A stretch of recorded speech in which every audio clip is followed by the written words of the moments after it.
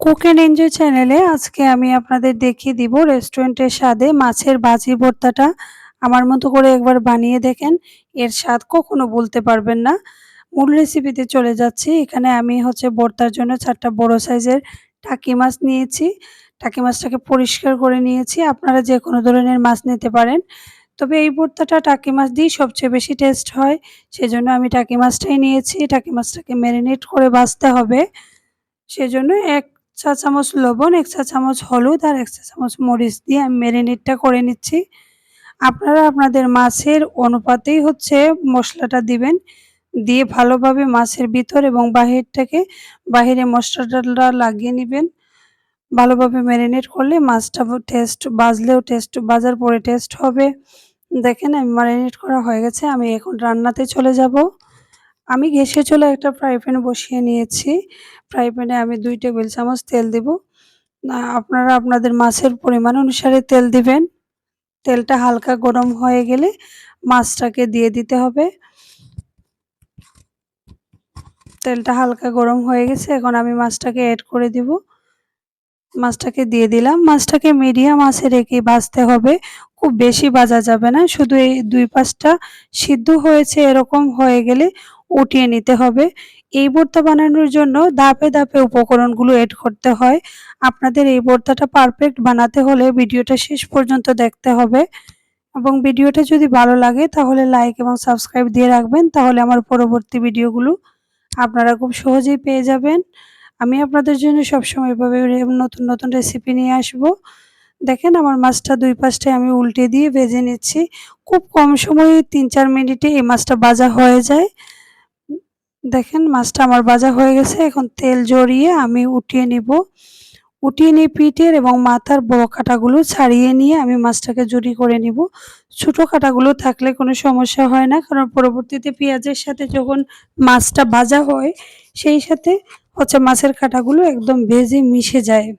আমি এখানে আরো ২ টেবিল চামচ তেল দিয়ে দিচ্ছি। ফুল ভর্তাটার জন্যই এখানে আমার খুবই অল্প তেল লাগছে। দেখেন এখানে আমি ১.৫ কাপ পরিমাণ পেঁয়াজ দিচ্ছি। কারণ হলো আমার মাছটাও প্রায় ১.৫ কাপ পরিমাণেই আছে ঝুরি। আমি ২ চা চামচ লবণ দিয়ে পেঁয়াজটাকে সি ভেজে নিব। পেঁয়াজটাকেও খুব বেশি ভাজতে হবে না। পেঁয়াজটা সিদ্ধ হয়েছে এমন হলেই মাছটা এড করে দিতে পারবো। এরকম করে তেলের সাথে মিক্স করে ঢাকনা দিয়ে ঢেকে ২ মিনিট পরিমাণ সময় রাখলেই হলো পেঁয়াজটা সেদ্ধ হয়ে যাবে। দেখেন ২ মিনিট পর আমি ফিরে আসছি। পেঁয়াজটা দেখেন একদম সিদ্ধ হয়ে গেছে। এই পর্যায়ে আমি এখানে এড করে দিচ্ছি ৭-৮ টা কাঁচামরিচের ফালি এবং আমার ঝুরি অর্থাৎ মাছটা ভেজে রা ই ইয়ে করে রাখা ঝুরি করে রাখা মাছটা আমি দিয়ে দিলাম এখানে। দিয়ে পেঁয়াজের সাথে মিক্স করে আরো ২-৩ মিনিট জাল করে নিলেই একদম পেঁয়াজের সাথে মাছটা মিশিয়ে ভর্তার জন্য রেডি হয়ে যাবে। দেখেন মিক্স করা হয়ে গেছে। এই পর্যায়ে ঢেকে রেখে দেন। আরো ২-৩ মিনিট রেখে দিলেই ভর্তার জন্য মাছ রেডি হয়ে যাবে। ঢাকনাটা সরিয়ে দেখিয়ে দিচ্ছি। দেখেন একদম উম মিশে গেছে পেঁয়াজ এবং মাছ।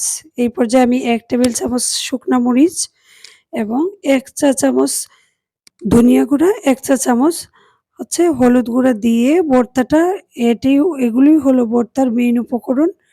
দিয়ে ভালোভাবে এই পর্যায়ে খুব ভালোভাবেই মিক্স করে নিতে হবে। ভালোভাবে মিক্স করা নেওয়া হয়ে গেছে। আপনারা তো সবকিছু দেখতেই পাচ্ছেন কতটুকু মিক্স করা হয়েছে। দেখেন ভর্তাটা ফুল রেডি। এখন আমি ধনিয়াটার ফ্লেভার এবং টেস্ট বৃদ্ধি করার জন্য ধনিয়া পাতা এড করে দিলাম। এখানে ২ টেবিল চামচের মতোই হবে। ধনিয়াটা মিক্স করতে, করতে ধনিয়াটা সেদ্ধ হয়ে যায় এবং ভর্তাটা রেডি হয়ে গেছে ফুল। দেখেন কি কালারফুল, যেভাবে কালারফুল দেখছেন সেই একইভাবে খুবই টেস্টি এই ভর্তাটা। একবার বাসায় বানিয়ে খেয়ে দেখেন।